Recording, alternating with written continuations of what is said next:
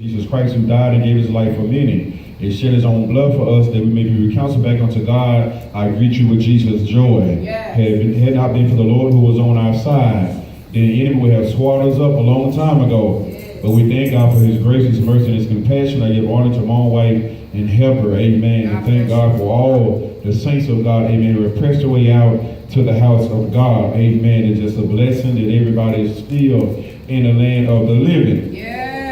Amen. It does our heart good to see the saints come back into the house of God. When you see your brother and your sister, you know they still living and they still standing for the Lord. Yes. Amen. It calls your heart to rejoice. Hallelujah. Amen. When we don't see you, then there's some concern that maybe the enemy have you on this turf and messing with your mind.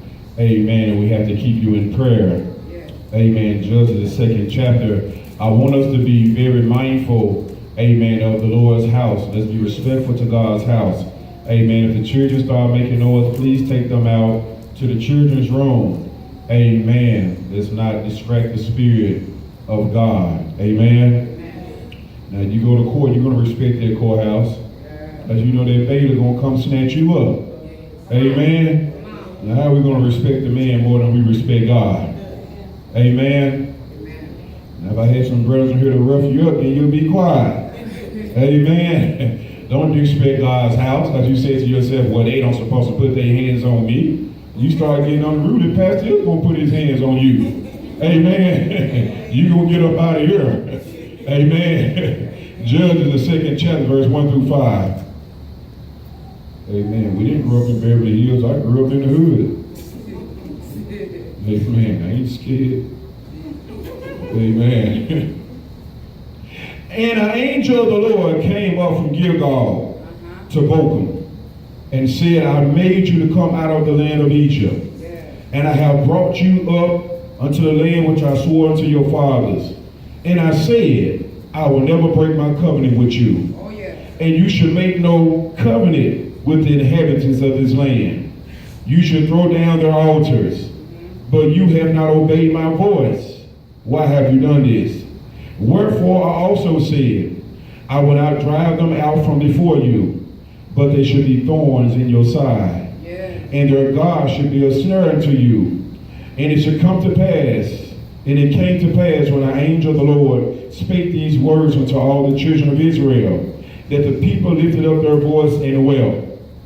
And they called the name of their place Bochum, and they sacrificed there unto the Lord. Look at your neighbor, say, neighbor. Neighbor. Maybe. Maybe. What's driving you What's driving you is where you have not driven out. What you have. Come on, say, neighbor. Neighbor. Maybe. Maybe. What's driving you What's driving you is what is what you have not driven out. you have not One driven time, say, out. neighbor. Neighbor. Maybe. Maybe. What's driving you What's driving you is what you is what you have not driven out. have not driven out. Amen. Saints of God, we must take some responsibility Oh, yes.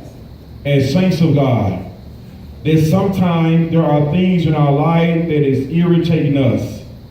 And there are things in our life that is stopping us from getting closer to God. Yes. Sometimes, saints of God, is not the devil all the time.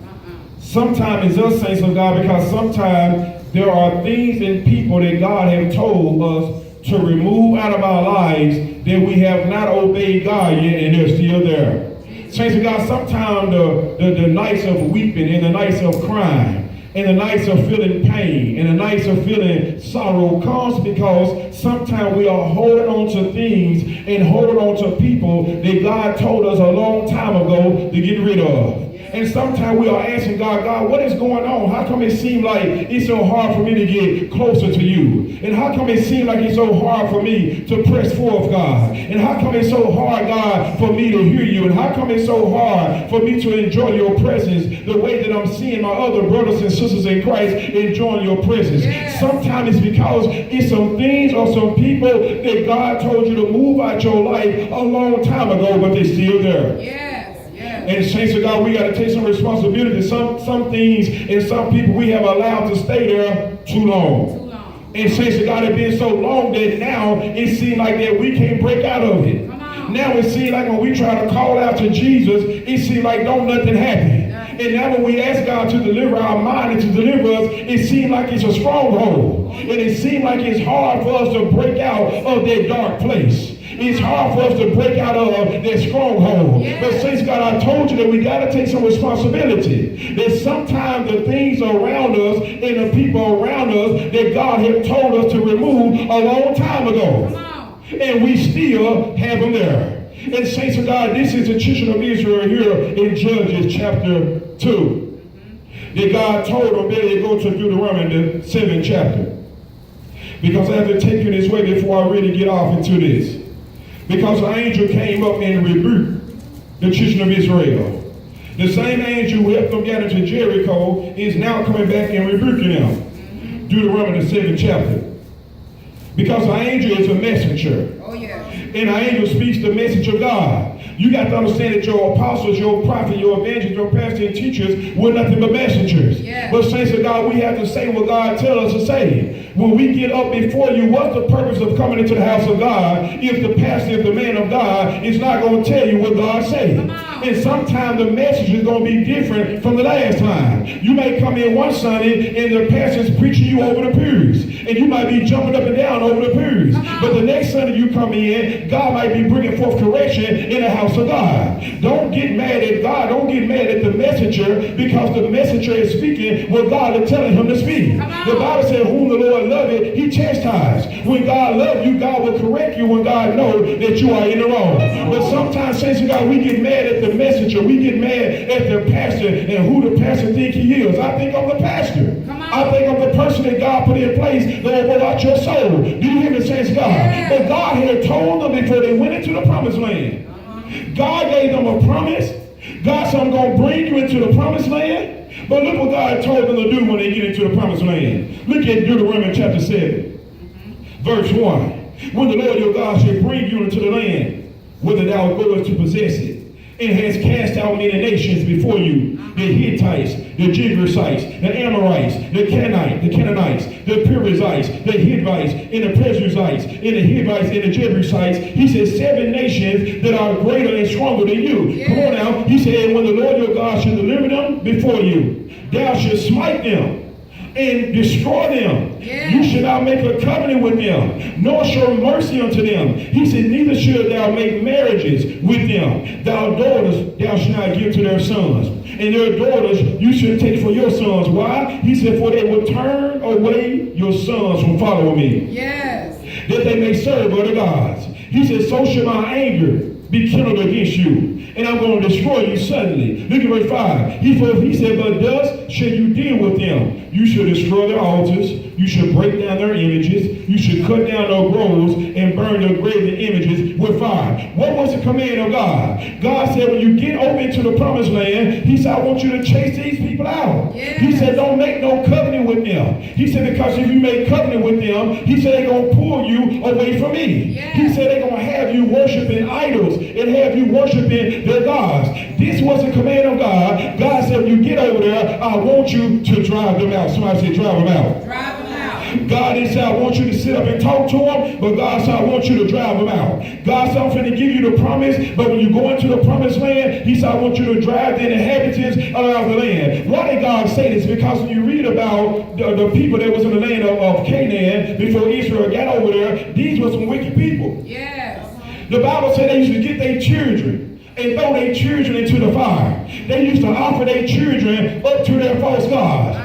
These people was offered to incest. When you had the mother sleeping with the sons and the uncle sleeping with the niece. This is what's going on in the land of Canaan. So you got to know how come God wanted these people to be removed from the land of Canaan. Yeah. These people was offered to witchcraft and offered to sorcery. And they was calling on psychics and they was raising up. They were trying to raise up the dead and doing horoscopes and palm reading and so forth. And if you're reading horoscopes, you need to start reading them horoscopes.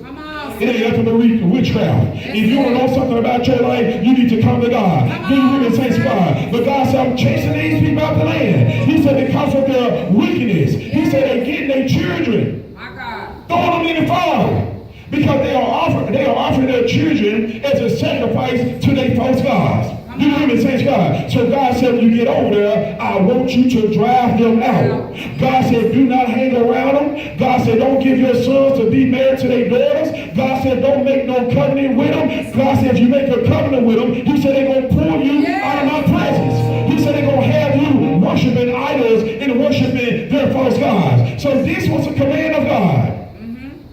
Then when you get over there, I want you to drive them out. Drive them out. Well, look at Judges chapter 1. Oh my God, I'm going this way for a reason. Look at Judges chapter 1, verse 19. The Lord was with Judah. These are the 12 tribes of Israel now. Did none of them do what God said. The Lord was with Judah. And he drove out the inhabitants of the mountains. But he could not drive out the inhabitants of the valley because they had chariots of iron. Look at verse 21. And the children of Benjamin, this is another tribe of Israel now, did not do what? They did not drive out the Jebusites. Yeah. Okay, go to verse 27. Neither did Manasseh drive out the inhabitants of Beth-shean. Okay, go to verse 29. Neither did Ephraim drive out the Canaanites. Go to verse 30. Neither did Zebulun drive out the inhabitants. Okay, go to verse 31. Neither did Asher drive out the inhabitants. So you see, saints of God, in each tribe, God said, I want you to drive these people out and take the land. But when they got into the promised land, they did not drive the people out of the land. Yes. They made a covenant with the people of the land. So now here in Judges chapter 2, the angel shows up. The same angel who helped them to get into Jericho. The same angel had his sword drawn before they went into Jericho. He came up to the children of Israel. And he told them here in verse 1, I told you that God would always send a messenger. And the angel came up from Gilgal. You remember Gilgal because some of us, God had given us a promise, but we have forgotten about God. Some of us, God made a way for you, but you have forgotten about God. Yes. The Bible said that the angel came up from Gilgal. You remember Gilgal means a stone. It means a circle. It means a wheel. You remember Gilgal, when it was down in Gilgal, when God said, I'm going to roll the reproach of Egypt off you. God said, I'm going to get ready to remove your shame. Before they got ready to go into the promised land, God said, I'm getting ready to remove your shame. I'm talking about the shame of your yesteryears and the shame of your yesterday. God said, I'm removing your shame. He said, I'm removing the shame of Egypt from off you. Saints of God, don't you forget about God when God gives you a promise, and when God gives you a car, when God gives you a house, when God gives you a job, and God gives you a platform. You got to remember where God brought you from. He said, listen, when you was down there in Gilgal, God said, I removed the shame of what you went through, the shame of who you slept around with, the shame of your sinful life, the shame of who abused you and rejected you. God said, don't you forget that I have removed your shame. God said, I gave you the promise, and God said, I'll remove your shame. Yes. He said, don't forget when I roll your shame away. Sometimes when we get the promise, we forget all about God. Sometimes when we get the houses and the vineyards, we forget about God. Yes. Sometimes when we get the Chevy on the 24, we forget about God. Sometimes when you get the job, we forget all about God. Now you don't even come to church. God had gave you a job, now you don't come to church. You ask the pastor, pray for me that I get a job. We pray for you, you got a job. You got the job, we ain't seeing you no more. Do you hear me say, Pastor, pray for me because my body feel pain. We prayed for you and God healed your body and we ain't seeing you no more. Do you hear me say, because sometimes we get the promise and we forget about God. Sometimes we get the gift and we forget about the gift giver. Do you hear me say, God? Sometimes we get the blessing but we forget about the blesser. Come on, say, get a raise on the job, now can't nobody say nothing to us no more. Come on. We get a new car, can't nobody say nothing to us no more. You hear me say God. But he said, remember when God removed the reproach. Oh, yes. Stuff that you was shameful about. Stuff that you couldn't even rest, your spirit couldn't rest because of stuff that you know that you did. I remember when God rolled the reproach away. I remember when I had shame inside my spirit. All the stuff I did. Do you hear me say to God? All I can sit here all day and tell you about past Ellis. But say to God, let me tell you something. God rolled the reproach away. He rolled the shame away. It was the blood of Jesus that cleansed my spirit, that cleansed my mind, that cleansed my emotions. Yes, Lord, yes, Lord. He said, I removed the reproach. I removed the reproach. When you was in Gilgal, Hey. before you went into the promised land, God took the shame of Egypt after you. You remember Egypt? Remember when God brought you out of Egypt? Egypt here in the Hebrew means bondage. It means house of bondage. Remember that you was down in bondage. Remember the enemy had you down in darkness. Remember the enemy had chains on your hands, chains on your feet, and you couldn't break out. Remember you couldn't break out of pornography, and you was asking God. You was in a house of bondage. You was looking at pornography. You was saying, God, I want to stop it. And God, I need you to deliver me. And God sent forth his word and sent forth his power and brought you out of pornography. But you forgot about God. Jesus, my God. Went back down to Egypt. Went back to Egypt. Egypt needs enclosure. Because when you was enclosed, remember you was enclosed and didn't nobody know about it. Remember you was hemmed in and didn't nobody know about it. Remember you couldn't rest and didn't nobody know about it. Remember you left the house party and left the club and went home and you still couldn't rest and you was closed in. Did you hear me say, God? Remember when you went forward, you got knocked back and you went back and he knocked you forward and you went to the side, he knocked you back to the side and you went to that side, he knocked you back. Remember you was closed in. Remember you was down there in darkness. You didn't know if he was going and coming. You had to drink before you went to sleep. You had to smoke before you went to sleep. You had to shoot up before you went to sleep. You hear me say, God, you got to remember when God brought you out of Egypt. Yes, Lord. I remember the dark nights. I remember the drunken nights when I was walking down the street drunk. I remember when I couldn't break out. I remember when I was down there in Egypt. I remember when I was enclosed and I couldn't break out. Oh my God. I remember when I didn't have no rest.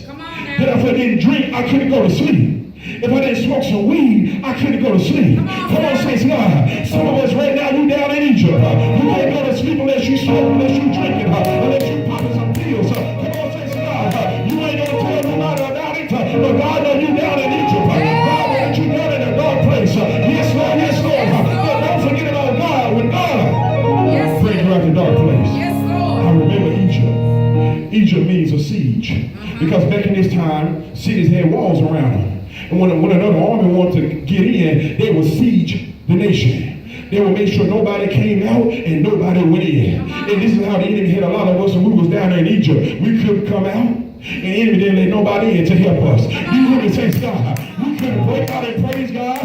We couldn't break out and magnify God. We couldn't break out and do what God called us to do because we was down there in Egypt. Yes, Lord. But remember, when God brought you out of Egypt, remember when God brought you out of darkness. My God. Oh my God, how soon we forget what God had done for us. My God. He said, I brought you out of Egypt. I took you through the wilderness. Remember I parted the Red Sea? Because I was your way maker and I made a way. God said, remember when I turned bitter water sweet? Yes, when the water was bitter, he said, I told Moses to cut down a tree and throw the tree in the water, and the water became sweet. Remember God made your bitter life sweet. God said, remember when you got into the wilderness and you didn't have no water, and I made water come outside of the rock. Do you hear me say, God? God said, remember when I sent you manna and I sent you quail? He said, because I was showing you that I was Jehovah Jireh, that I was your provider. Do you hear me say, God? Don't forget what God provided for you. Thank you, Jesus. We heard the one of God this morning say how God provided for her. How God made a way for her to get her a home. Yes, but the sister gave God the glory. Sometimes, saints of God, when God provides for us, we forget all about God. Do you hear me, saints of God? He said, but when you was in the wilderness, I didn't let your clothes wear out. I didn't let your sandals wear out for 40 years. God said, I was showing you that I was your sustainer. Remember when God sustained you. Didn't nobody sustain you. God is the one who sustained you. But God said, I want you to remember when I sustained you when you was down there in the wilderness. My God. Yes, Lord. And the angel said, after all God had done for you, My God. he parted the Jordan for you to get across. Took you to Jericho. And God knocked down the walls. And God gave you entrance into your promised land. He said, now y'all have got to the promised land and you have forgotten about God. And my question to some of you saints of God is, have you forgotten about God? Oh, maybe you got the wife now, you got the husband, and you don't forget about God. Maybe you got a clean car and you don't forget about God. Maybe you got a job now and you forget about God. Come on, saints of God. Sometimes we forget about God. Oh, God. Jesus. But the angel said, I brought you out of Egypt. Brought you out. I brought you to the land that I swore to your fathers. And God said, I told you I will never break my covenant with you. God don't break his covenant with us. We break our covenant with him. God don't never turn his back on you. You turn your back on God. God don't never leave you. You leave God. Do you hear me say, God, God, I'm in the same place I was when you first left. God, I have not broken my covenant with you. But God, you broke your covenant with me. God, I'm not going to break my covenant with you. Yes, Lord. But you broke your covenant with me. Hallelujah, Jesus. God said, I told you, don't make no covenant with these people of the land. God said, I told you to tear down their altars. Why? Because these people used to get their children and put them on the altar. My God. Burn them up in the fire while the child is screaming.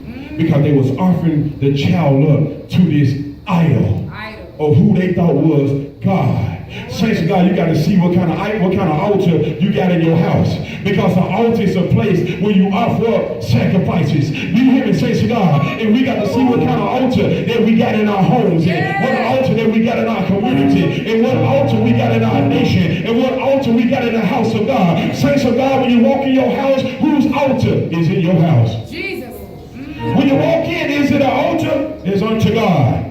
Do I offer up praise and worship and thanksgiving unto God? Or do I got an altar in my house where I'm offering up things unto the enemy? Sometimes, saints of God, you can have an altar of a devil in your house. Oh, God. And everything you put on that altar is going up to him. Jesus. The altars was a place where they sacrificed children. The altars.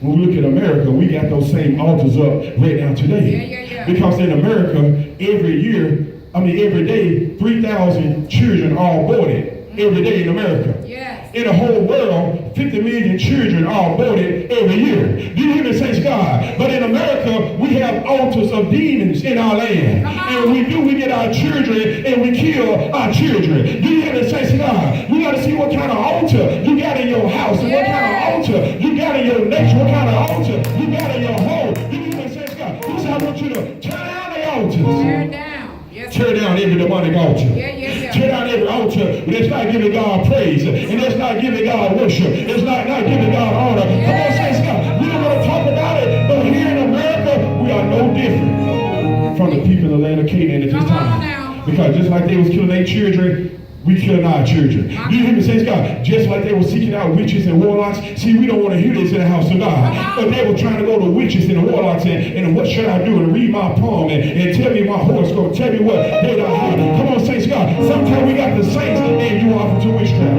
Oh, God. Call her Miss Cleo. Miss Cleo is a witch. She did. I'm talking about their spirit. Yes. You call them psychics. Yes, Lord. Instead of calling on God. What should I do? And you're going to meet Jan. And Jan going to come up to you. And Jan going to look like this. And guess what they say could be true. But it's a wicked spirit that's speaking through them. You hear me, says God. Sometimes we offer to witchcraft. And sometimes we offer to sorcery. Sometimes we read our horoscopes. Come on, saints of God. And we don't even know that we're all into witchcraft. Some of our family members was offered to witchcraft. And it came down to us. You hear me, saints of God. Because I want you to tear down the altars of witchcraft. Yes, Lord. America have altars of witchcraft. Oh, yes. Psychics all in California just call the psychic hotline. Do you hear me, saints of God? But have your credit card ready when you call me. I want you to I want you to bring somebody up who died a long time ago. Do you hear me? That's not the way that God operates. Let me tell you something. If they dead and gone, they either in heaven or they down in hell. Do you hear me, saints of God? But sometimes you're trying to call up the dead. God said, I don't want you to have nothing to do with people who call up the dead. And you thinking that is your grandma, and it's a wicked spirit. Oh, yes. You thinking it's your uncle, and it's a wicked spirit. I don't know why I'm here, but I'm here. Because you got demonic spirits who take on the look of that person. That's when they come in your room, they don't talk to you. Because they don't want to get themselves away. Come on now. You talking about something, I seen grandma stand over in the corner, and I seen uncle stand over in the corner, and they didn't say nothing to me, and they didn't say nothing because it wasn't grandma. Why grandma gonna come to you and look at you and don't say anything? It was an evil spirit. If that spirit would have changed, you would have seen a demonic spirit standing in your room. You hear me, says God? You better shut every door of witchcraft in your life. You hear me, says God? Sometimes you got to go back down your family tree, and you found that mama was in witchcraft, and daddy was into witchcraft, and now witchcraft will come out to you. You got to tear down the altars of witchcraft. Yes, Lord. God said you should not suffer a wish to live. Not suffer wish to live. He said, if it's a witch, stone her. If it's a warlock, stone him. Because God said, I don't want you to be off into witchcraft. My God. These people were sleeping with animals. Read Leviticus, the 18th chapter, and read Leviticus, the 17th chapter in your own time. He said, I don't want you to sleep around with animals like these people are doing. Come on now. Sleeping around with beasts. Do you hear me, saints of God? Yeah. Come on, saints of God. He said, these are the things that these people do. He said, man don't need to lie down with mankind like with womankind. Come on, saints of God. Yeah. This is talking about homosexuality. We don't want to hear it in the land today. We don't want to hear nothing that God got to say. We want to go on our own merry way. But God said, I want you to turn down the altars of homosexuality and lesbianism. Well, that's preacher. That's old-fashioned. Yeah. And when you preach it, I'm just going to sit there and look at you. And I ain't going to say nothing. But you're dealing with the wrong preacher. So when I first started preaching, I was preaching in front of people who were just staring at you. I was preaching in prison. Yeah. And they stared at you and just spit on the floor. Do you hear me, saints of God? But God said, I want you to tear down the altars of homosexuality. Do you hear me, saints of God? Now we got our rainbow. Now we walk around men with men, women with women, not understanding that the anus was made for defecation, not penetration. My God. We're dealing with the digestive system. My God. And sometimes we got to teach people. We ain't calling you nasty. No, we're not saying that. We're teaching you Yes. that you're dealing with the digestive system. And don't nothing supposed to go in there. Yes. You're supposed to be dealing with the reproductive system. Do you hear me, saints of God? Yes. It's against nature. Even animals don't do it. Even dogs don't do it. Even lions don't do it. You let a male lion come behind another male lion and get on top of him and watch what he do. He gonna turn around and bite his face off. Do you hear me, saints of God? But sometimes we have altars of lesbianism, altars of homosexuality, altars of drugs. He said these nations deal with sorcery. Come to a close. But I got to deal with it. I told God before I got up, sometimes you think the messenger want to say certain things. But you don't know that the messenger don't want to say it no more than you want to hear it. I want to preach like I was preaching the last couple of Sundays ago when you jumping over the pews. But when God said bring correction, I got to bring correction. Do you hear the saints of God? Tear down those altars. Sorcery. Let me help you. Sorcery. I didn't know it when I was doing it, but God showed me. Sorcery. You say I'm not in sorcery. I'm not no witch. I don't worship the devil. Come on now. You say I'm not in sorcery. But the word sorcery in the Greek means pharmakia. Where we get the word pharmacy, which means drugs. Saints of God, when you get you some 8-ball, some gin, some Tough Willie, and you mix them and start stirring it, right then you're making a Boilermaker. Yeah. But you don't understand that you're in sorcery. Because you're mixing certain drugs together. I told you sorcery means pharmakia, which is pharmacy, which means drugs.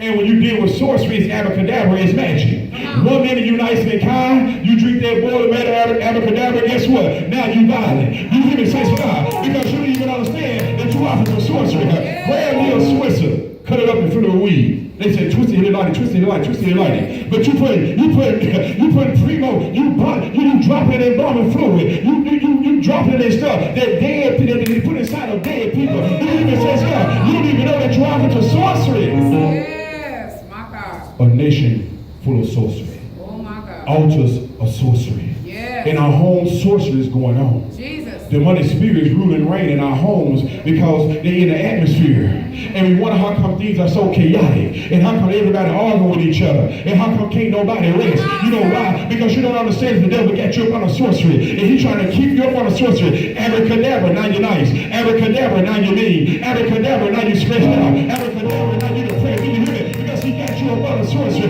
But saints of God, you got to come to God. You got to call on Jesus. If you're going to break the power of sorcery. Yes, Lord, yes, Lord. I call unto Jesus. A long time ago, I said, God, break this alcohol habit. God, break this nicotine habit. God, break this marijuana habit. I call on Jesus. The Bible said, whosoever call on the name of the Lord shall be saved, shall be delivered, shall be set free.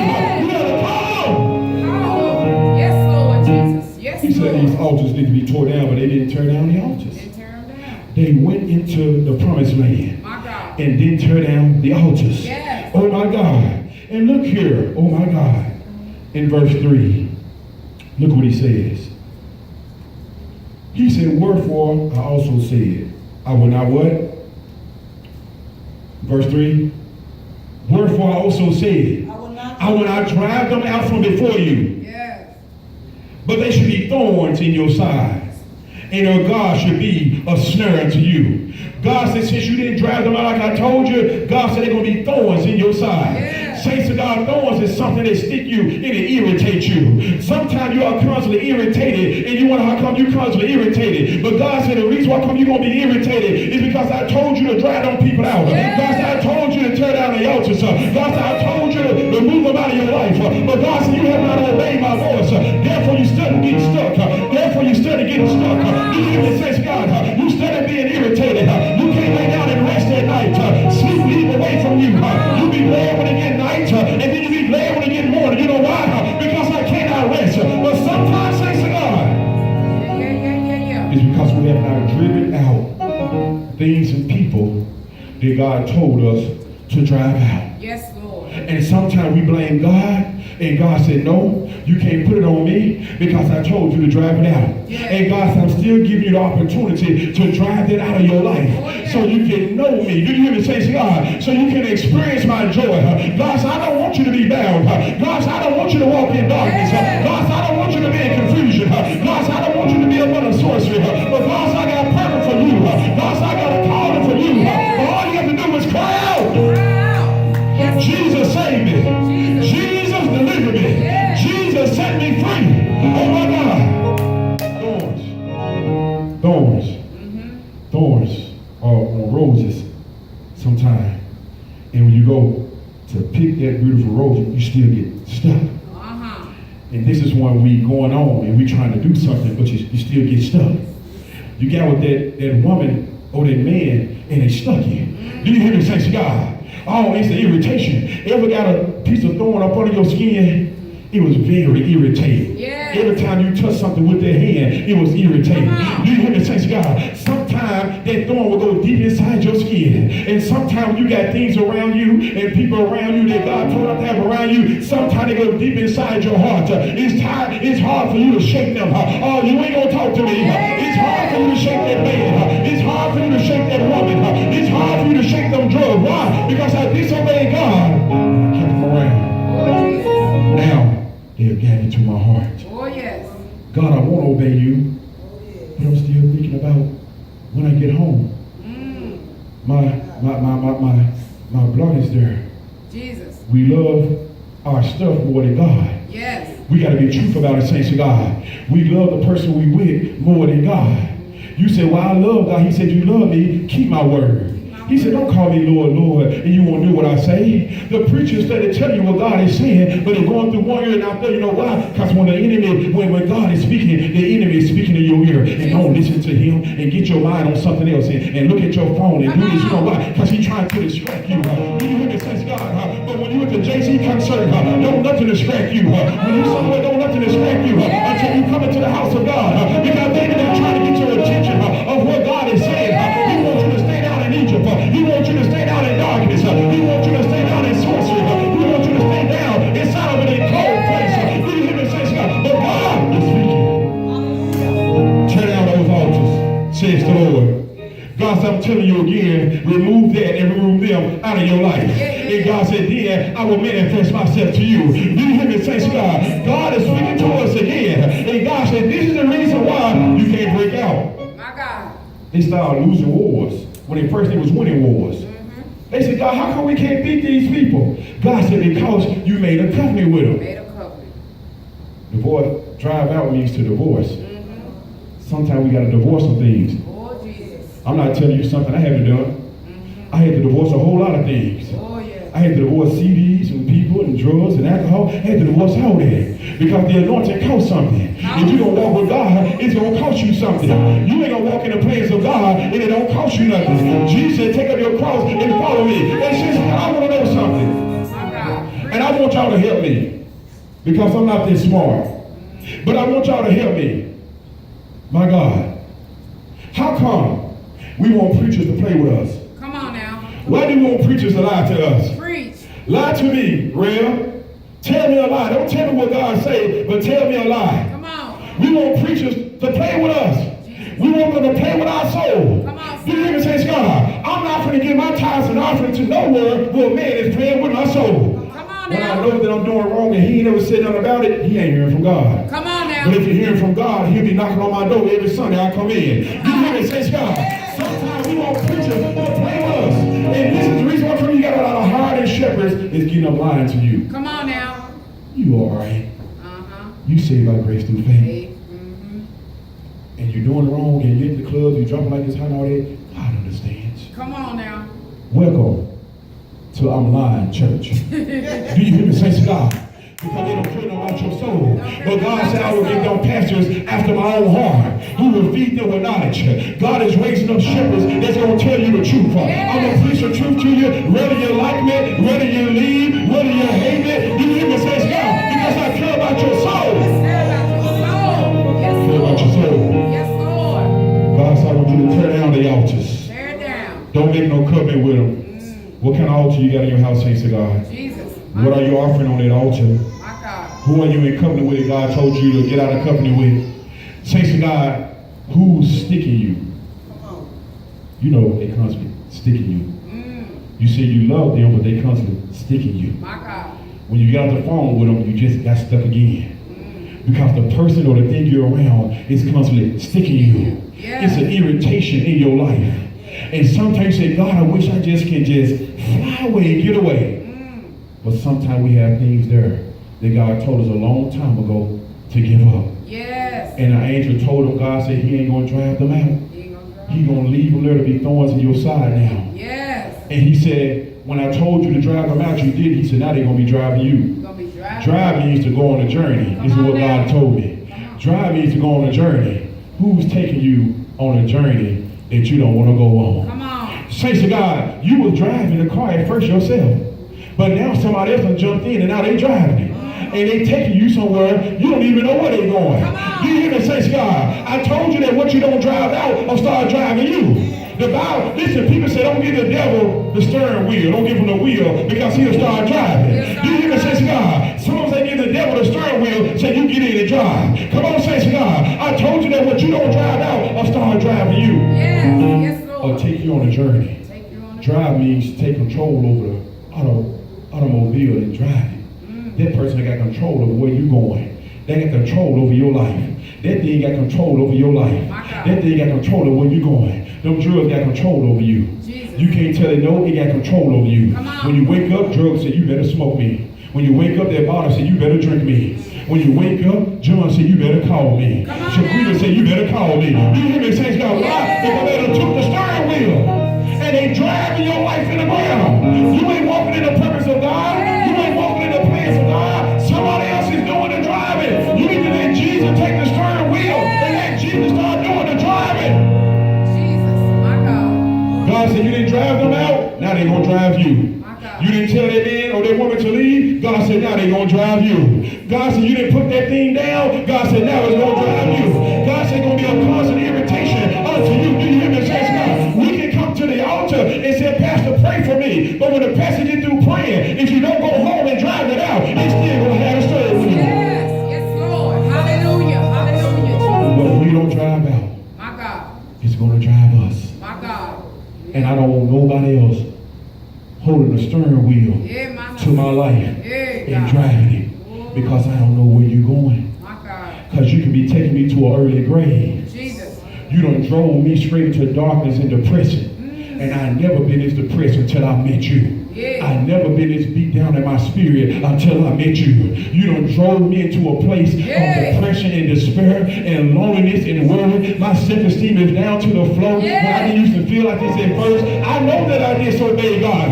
That's the thing about it. I know what the problem is. I know I disobeyed God. I know I got things and people around me that's contrary to God. And all you got to do is drive it out your house and drive it out your spirit, drive it out your heart, drive it out your emotion, drive it out your mind. Yes, Lord. Shaquita, get your stuff so you get up out of here today. Do you hear me? What's going on? Now get your stuff and get up out of here. You ain't driving a car to my life anymore. You hear me, say God? We got to go home and throw the blunts out the door, throw the cigarettes down the toilet. Come on, say God. Yes, Lord. Me and my wife first came to God. Oh my God. There were many things that we was doing.